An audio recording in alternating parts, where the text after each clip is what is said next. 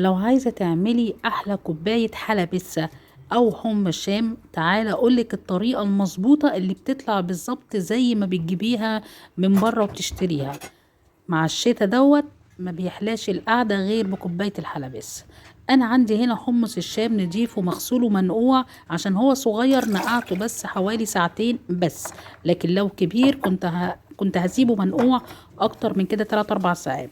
بعد ما نقعته طبعا بنرمي المية بتاعته، عشان معروف البقوليات ما ينفعش ناخد المية بتاعتها، لازم نرميها. وتحط لها مية نظيفة وتسيبيها على البوتاجاز، يعني لغاية لما هتبتدي تدخل في السوا.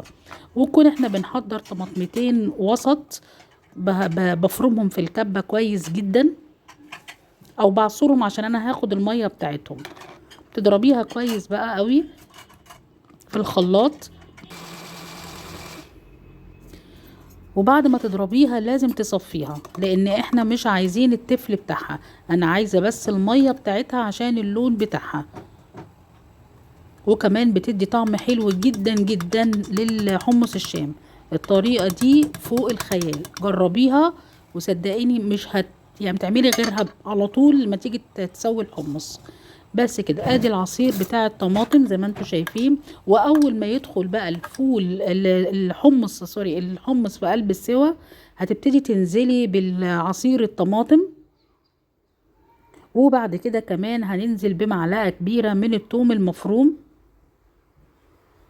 يكون مفروم فرم كويس برضو عشان وانتي بتاكلي ما تلاقيش التوم تحت اسنانك. ومعلقة كبيرة من الصلصة، ومعلقة صغيرة من البابريكا. عايزة تحطي معلقة صغيرة من الصلصة مادام حطيتي طماطم براحتك، بس انا حبيت احط عشان الكمية بتاعتي، حطيت معلقة كبيرة من الصلصة. يبقى احنا حطينا التوم والبابريكا والصلصة، وحطينا كمان معلقة كمون صغيرة. طبعا كل ده في الاخر علشان، والملح طبعا هتملحيه، علشان الكمون ما ينفعش يتحط في البداية علشان ما يمررش. كل ده لما كان داخل في السوا يا دوبك كام غلوة هتلاقيه خلاص شرب كل الخليط وكل الحاجة اللي احنا حطيناها مع بعض. وهتاكلي احلى حمص شام. هتمسكي الحمصية هتلاقيها خلاص استوت، هتطفي على ما تسيبهاش تتهري بس. واشربي بقى احلى كوباية حمص شام او حلبسة.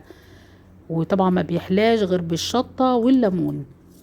بصوا المنظر، بصوا شكلها زي بالظبط اللي بنشتريها من بره، ويمكن احلى. ومش عايزه اقول لكم الريحه عامله ازاي، يعني تاخدي منها كذا كوبايه تحس انت جميله وطعمها ومتظبطه وفعلا مخدومه حلو.